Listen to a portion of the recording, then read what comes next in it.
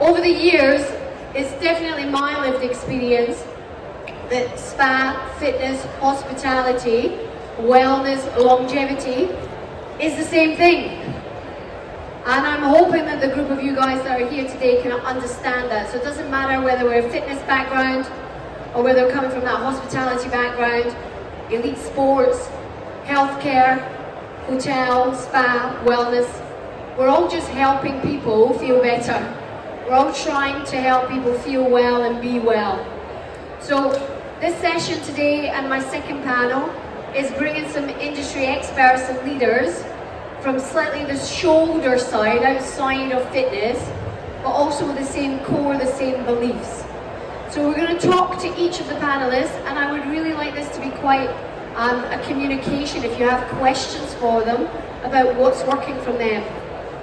My biggest take is to look at health clubs and our gym market. My talk yesterday was about death by 1,000 discounts, because our fitness industry is selling just these cheap gym memberships, and it drives me a little bit crazy. And I think we can learn a lot from high-end hospitality. We can learn a lot from high-end spa, wellness testing, longevity testing, medical testing, because the consumer is the same and they will pay much more for it. We've just got ourselves into some form of cycle of this deal and discount and almost undervalued what fitness and wellness is. So our goal today is to help the fitness market learn from hospitality, learn from what we can take away from spa and from medical as well.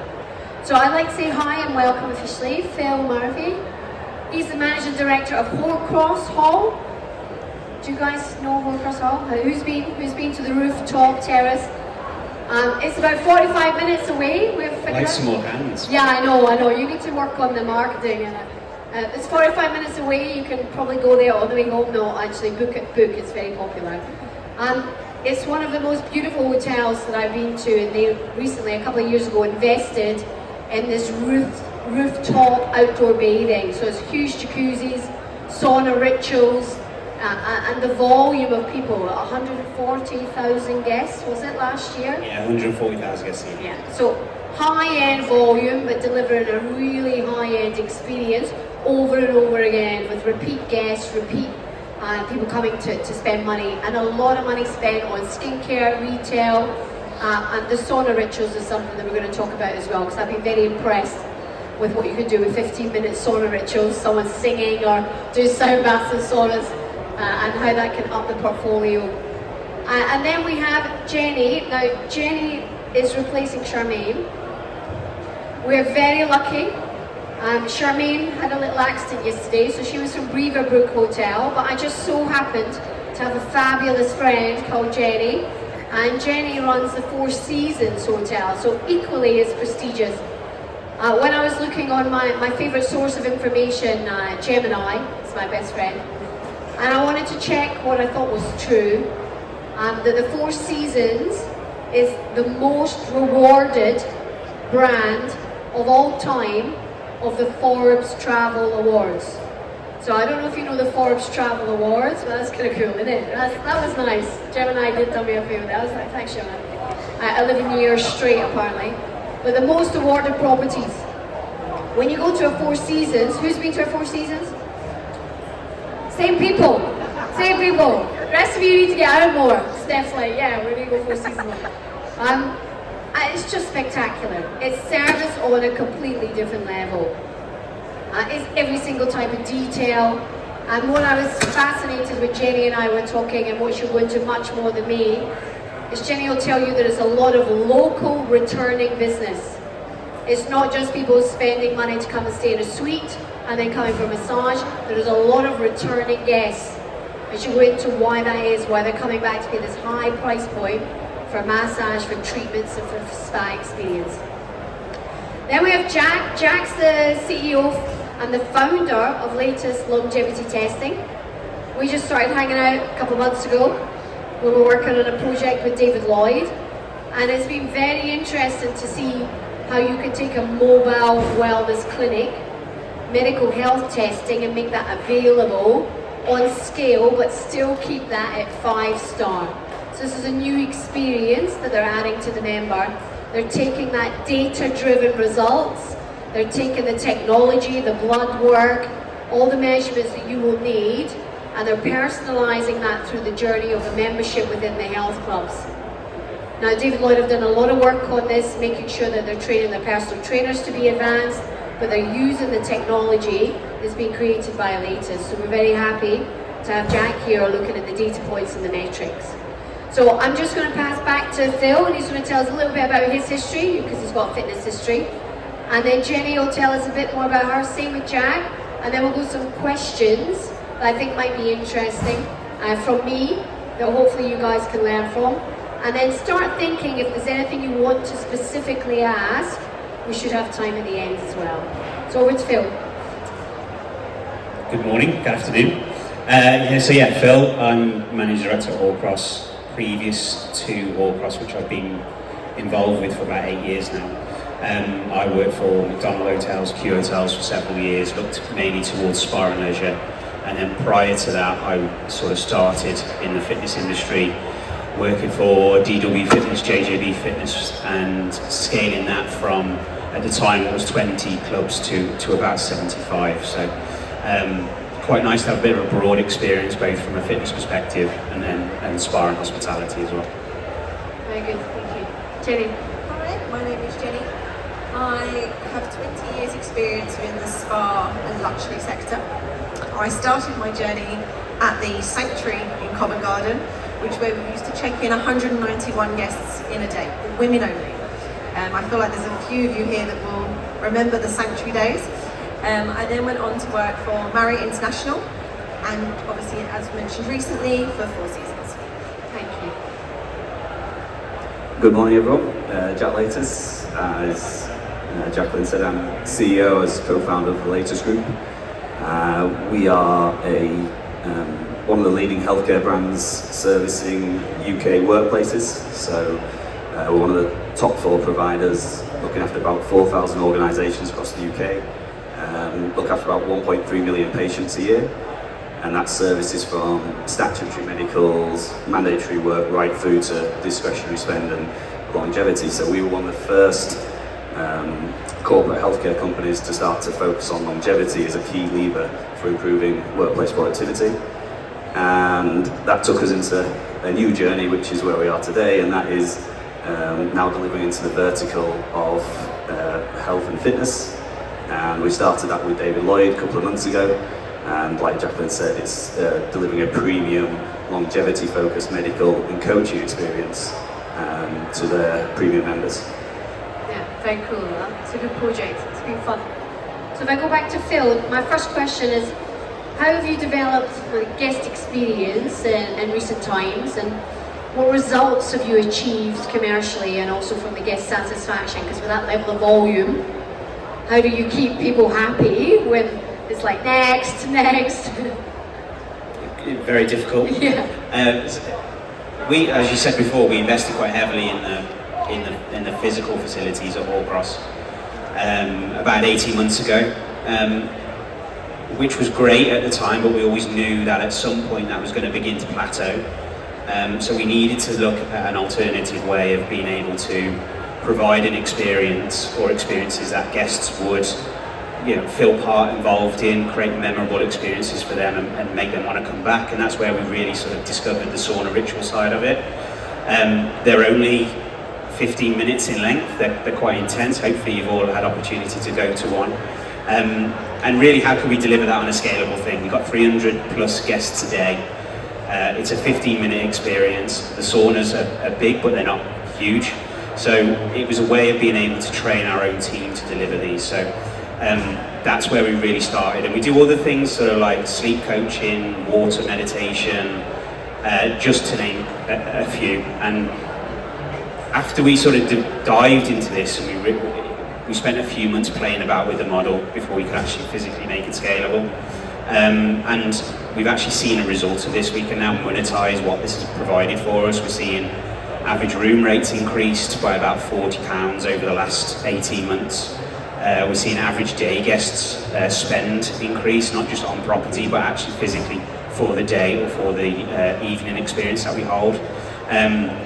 guests are now more inclined to spend more money whilst they're on property. So we've got a really high average spend per guest, which is about £55 per guest on property, and that's increased by about £8 to £10 in the last 18 months as a result of that. It's driven a mass demand that we didn't really foresee, and that's allowed us to have a bit more longevity in our booking window. When you've got that longevity in the booking window, you can be bolder with your pricing. You feel less panic to kind of fill what's happening within the next few weeks, so you can be really, really bold.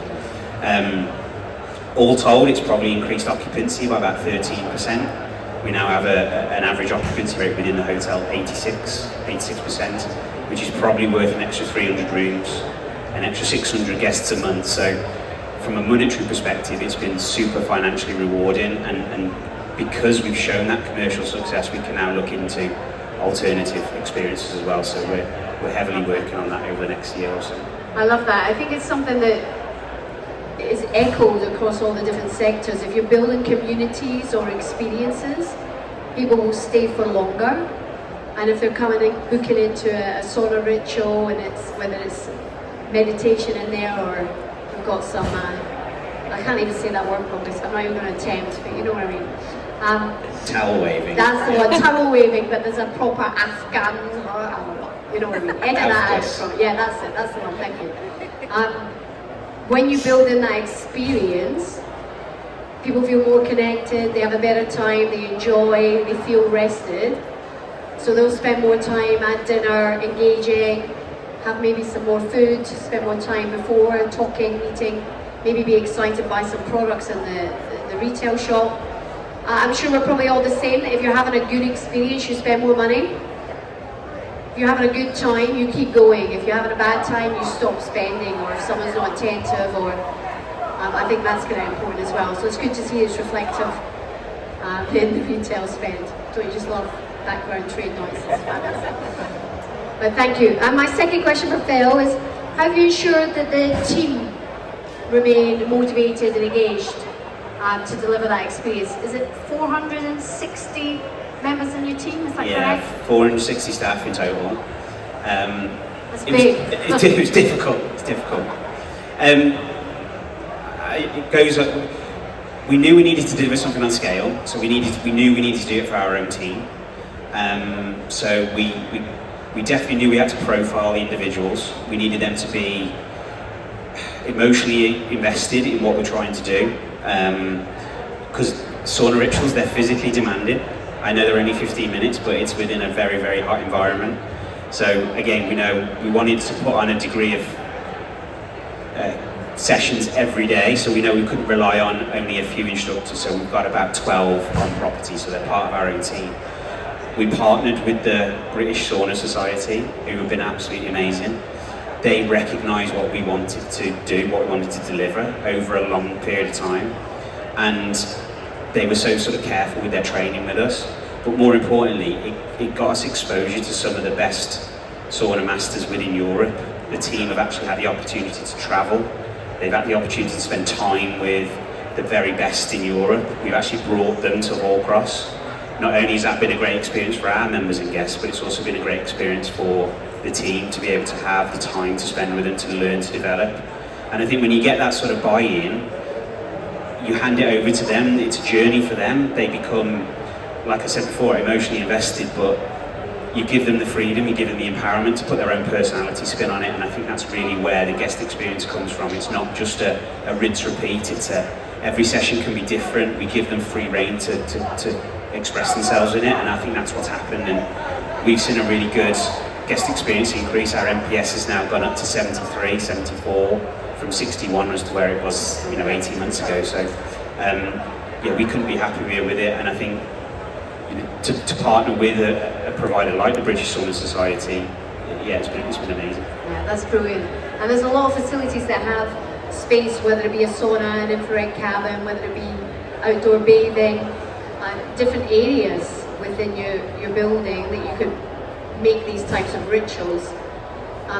You don't need a big sauna, it doesn't need to be huge. We've got a sauna that fits 6 people. We've also got a sauna that sits 26 people, so you can deliver it in any environment. That's brilliant. Thanks so much, and thanks for sharing, and I'm sure more people are going to come and visit. Hopefully. Yeah, hopefully. Jenny, I'll move over to you. Yeah, we're all going there after, right? Road trip.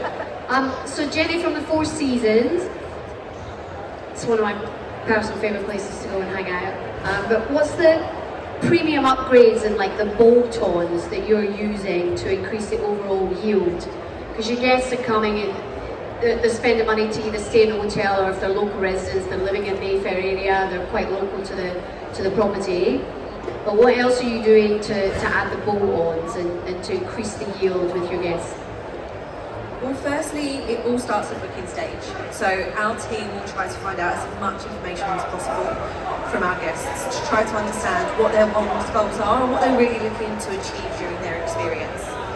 But of course, consultation is so important. Yeah. We want to make sure we're personalising the experience. We want to make sure that it comes across naturally because we care about our guests. So really, the therapist consultation is so important. And then that way they can really look at what the guest needs for them, add it on authentically, Yes. and really help with the overall goal. Now, understanding physically, mentally, how that guest feels. Are they getting enough sleep? I think the other day we mentioned talking about sleep. I personally get 4 hours sleep a night. I definitely don't get enough sleep. So it's really looking at where our guests are at and what they need. Once we know that, we can really add on those experiences for us, especially our local guests. Our local guests, if they are coming to us, we're looking at their wellness programs where we can add on to really get those results for them. So we're looking at something as simple as adding an LED mask onto a facial, or what tools can we use during a massage. Part of our consultation also includes a beverage option, and we're looking at what wellness juices, for example, we can add, which is something so simple. But it's looking at something that we can add on to really enhance their experience and drive that yield. Because what we're looking to do when we're adding these enhancements, it's during the guest's time. For example, if they have an hour's treatment, it's during that hour. So we're really driving that revenue per hour, or for a PT session or so forth. It's really looking at how we can enhance that. It's really important commercially because it increases average treatment spend. It deepens personalisation. It strengthens our credibility and enhances the guest satisfaction, and that's what we're all here to do at the end of the day. Yeah, that's the main driver. If I can say, I'm very lucky to work with Jenny's team directly, and when you've got such a talented pool of therapists who give so much and deliver the best treatments. I mean, Michaela's also had one of the best treatments that we're very lucky to have actually experienced them. We're not biased at all. Not biased and not, it's just amazing because the quality of the giving, you know, the human touch, that's what really stands out. But my job when working with the Four Seasons then was really hard because I had to teach these beautiful humans who have so much empathy to sell retail products. And it's like the two things just don't quite go together, but they were so open, they were so up for it, they were a bit scared at first, I'm sure. But because the nature makes them so good at hands-on, they don't almost want to stop helping people. I see that in this sector, that there's a lot of personal trainers who are just so good at training but are terrible at selling. And sometimes then they have to leave the marketplace because they're not making money. And that's very similar within spa and retail. They think it's almost wrong after they've looked after the guest, but including it now in the consultation, the prescription, with the juicing, making it part of the consultation. It's part of what a guest is effectively coming to us for. That's what they're paying for. I think that's really important, that it's not selling, it's you're enhancing that experience because the guest is coming to you because you're the professional. They want to hear your advice, and actually by not recommending and not enhancing, you're doing the client out of the service. Yeah, you're doing them out of a disservice, absolutely. You're not finishing your job, I agree. Cool. What kind of mix of guest types, what do they look like within your spa? Because maybe people think that everyone's just international travellers, come for one night. What's your leisure guests like and who are there? So actually our guests, 72% of our guests are actually local regular members. Okay. So all live in the area? All live in the area, with 28% being hotel residents. Now that's a huge difference. Part of that is intentional because from a spa within a business within a business, we can't rely on our hotel guests coming to the hotel and wanting just to come to a spa or to come for a PT, come to the gym. They might be on a conference for the whole day. So we have to ensure that we are driving our local business. And as you mentioned earlier, we have amazing therapists, again, not being biased. So what this means is that we have so many regular guests coming back time and time again. They come back because we make things personable. They want to build relationships with our teams. That it's important that we understand our guests, what their wellness goals are, and really want to help them on their wellness journey. And the fact that we have 72% of locals just shows. We have a lot of guests that come in with their list of therapists. They know them, by name. They know when they're on holiday, which drives me a little bit crazy because we want them to come in for their treatments even when their top therapist is on holiday. But it's really, really important that we stay privy to that. Yeah. With the hotel guest, of course, they're equally as important. But we have to look at it in a slightly different way because the experiences that we're driving need to be memorable because they could be coming to us as a one-off. They could be coming to us with one treatment, maybe a jet lag treatment, and then getting on a plane back home. We want to make sure that they leave with this amazing memory and that we've actually made an impact to their journey so that if they do come back to the UK, or if they are talking to friends and family, that they are talking about the experience. Yeah, they're keeping up with the brand That and they the have with experience. us as well. And I think from a spa perspective, whether you're spa, gym, wellness facility, we're intimidating. It's an intimidating environment. So for us, it's all about creating a non-intimidating environment for all, where as soon as they walk through the door, they feel relaxed and they feel welcomed and they feel like part of the family. Using a very random example very quickly, one of our members, for example, was talking to one of our reception team about cherries that his wife loves, and they was on holiday and he couldn't find these cherries anywhere locally. Our receptionist actually mentioned that the cherries, these specific cherries, you would be able to find in a Polish supermarket, herself being Polish. Now the next day she actually came in with 2 bags of cherries. No one asked her to do that, she paid for it out of her own money, and it just shows the relationship that they're building with the team, with the members and those regular guests, because it feels like family. And people pay for a really good experience. What's the average treatment price within the Four Seasons for massage or facial? So treatment perspective, we start around £220 for 1 hour and up. From a retail perspective, face cream, moisturiser could be anything from £80 up to £550. If I'm buying my own ribbits and And creams. people will, they pay for that service. Exactly. The connection to the brand and the experience, we don't need to be fighting over just this access to something. It's much more than that. People will pay for an experience, request a specific therapist, come back because of that connection, come over and over again. And I know that Phil also has a huge return guest, and you're working on the extra lengths of stay as well, but a lot of people returning. And that says everything, and that's what we want to try and emulate within fitness. Because if there's no connection in that first 6 months within joining a gym, we know that 50% of people will leave the club. The onboarding's missed, they leave, they exit, and then we start selling the gym membership over and over again to the same people, whereas you've got people coming to you for years, over and over again, and at a much higher price point than some of what the gyms are selling. Similar type of it could be an experience. Thanks so much. I'm going to move to Jack. When we're talking about longevity and testing, where do you see the biggest untapped yield opportunity inside the spa or fitness kind of membership basis just now? Okay, yeah. I think everything we've talked about so far today has been superb, and we're talking very much about upsell opportunities and increasing, short-term spend per member or customer. When I think about yield, I'm very much focusing on how, for me, yield is about driving customer lifetime value, and to do that is really about focusing on, for us and the way we view it, is about physiological engagement. So we need to find a reason for somebody to engage more in their health, their wellness, and therefore commit to spending more in the club, the spa, the gym. And so that's why diagnostics play such an important role in this.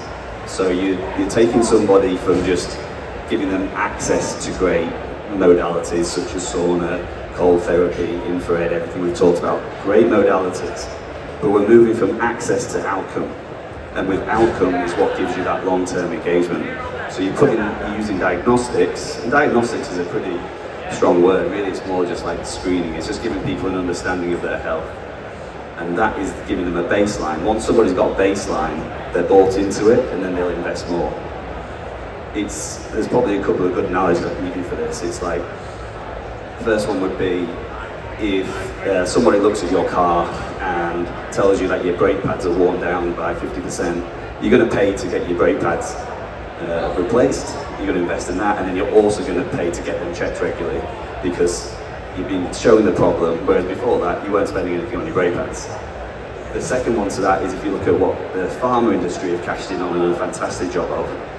As soon as your doctor tells you that you've got high cholesterol, for example, the customer lifetime value of somebody on statins is staggering. You then look at that in GLP-1s and things like that with a much higher price point. In the pharma industry have been fantastic at raising awareness of the problem and then turning that into customer lifetime engagement.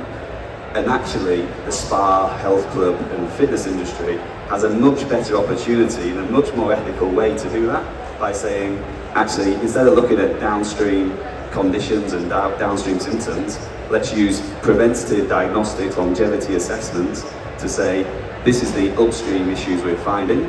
Let's start doing something proactive about them now. Let's start using the spa treatments, the sauna, the nutrition, the exercise, to improve all of these upstream metrics so that we never get to this point of downstream issues and symptoms. Because really by that point it is a little late and that's when we're going to need pharma. So that's where I'd start. That's brilliant. I suppose that leads on to what would your suggestions be if you were running like 1,000-member premium club? What would you kind of build into that in the next kind of 12 months to help build more yield through longevity? I would start with looking at probably bringing some sort of 3-tiered structured architecture in place for longevity. I do this to make sure that I'm ticking everybody's within that membership's opportunity in terms of accessibility through price. And the differentiator, and it wouldn't be the quality or the level of diagnostics. I'd have everybody receiving the same tests. They don't need to be too complex. Like, we don't need to be looking at telomere length. We don't need to be going out and checking people's NAD levels and things like this, where people have taken longevity to. Actually, basic longevity is very much in core lifestyle factors, core health metrics, muscle mass being a key one, VO2 max probably being the biggest one, blood pressure normally overlooked, but actually is probably one of the biggest downstream symptoms which will lead to mortality. So at a very simple diagnostics, and then the bit I differentiate on the tiers would be on the level of coaching engagement off the back of it. So I'd have tier 1, which would be a lowest barrier cost price, and I'd have that as once after every assessment coaching. Tier 2, I'd have more so sort of quarterly check-in, and then tier 3, which would be my highest price point, I'd have turned that from being like PT level coaching to longevity coaching, so that the individual is getting really good regular feedback based on their wearables, based on their diagnostics, because that's where you're going to get the key engagement. Whenever we look at longevity and talk about the assessment, or if you look at health testing in general, in the industry we've got into this mistake of seeing the test as the product. The test is just the start of the product, it just tells you where you currently are.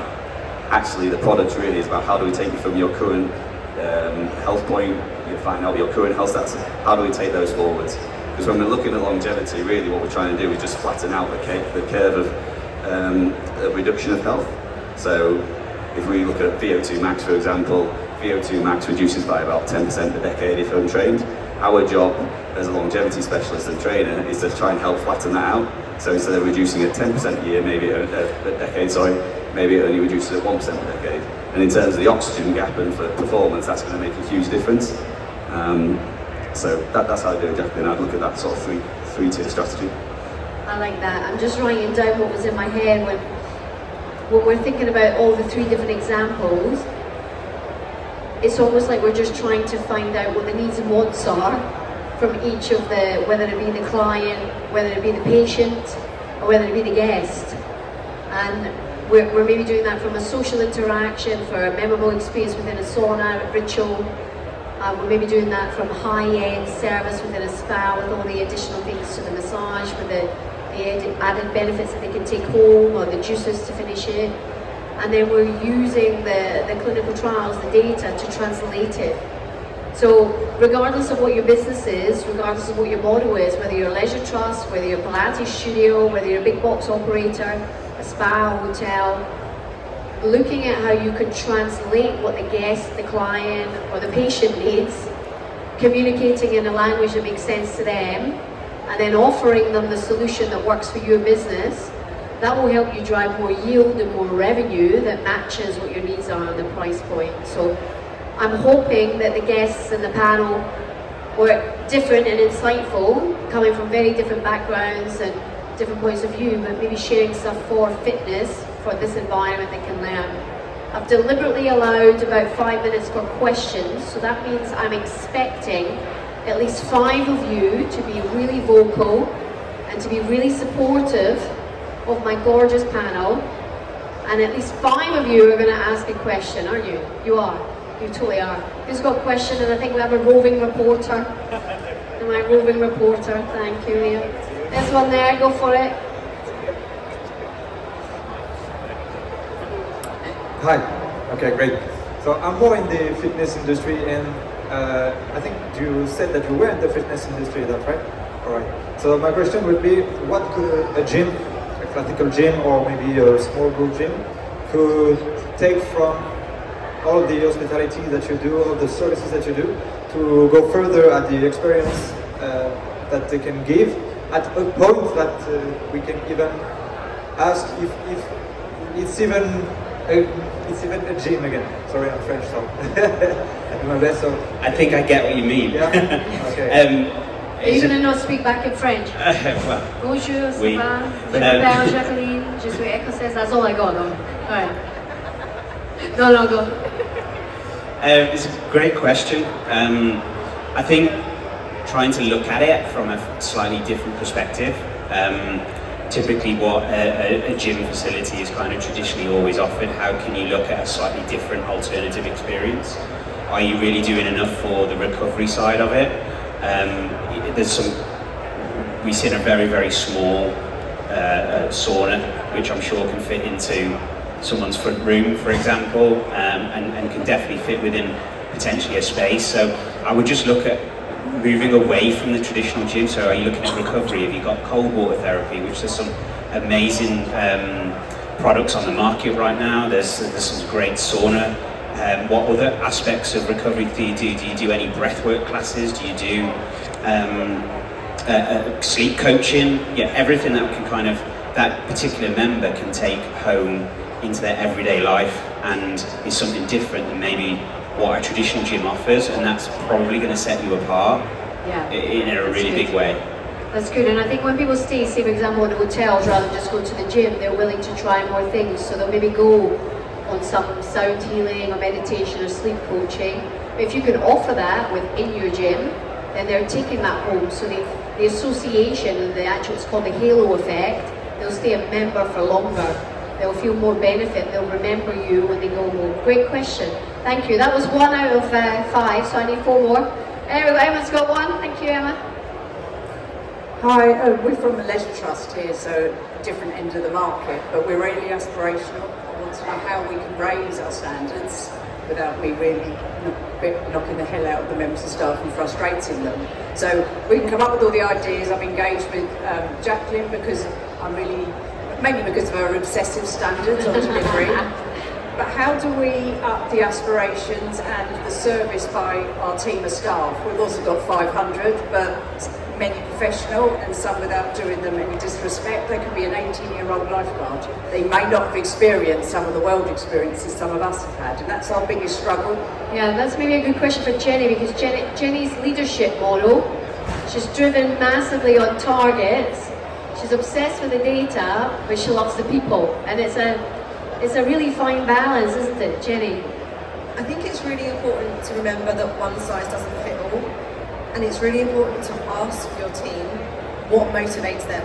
Because I think sometimes as leaders we assume we know what motivates people, or is it money? Is it interaction? Is there a goal that each member of staff is trying to achieve personally? What is going on in their lives? And I think that's really important, is to remember they are all individual.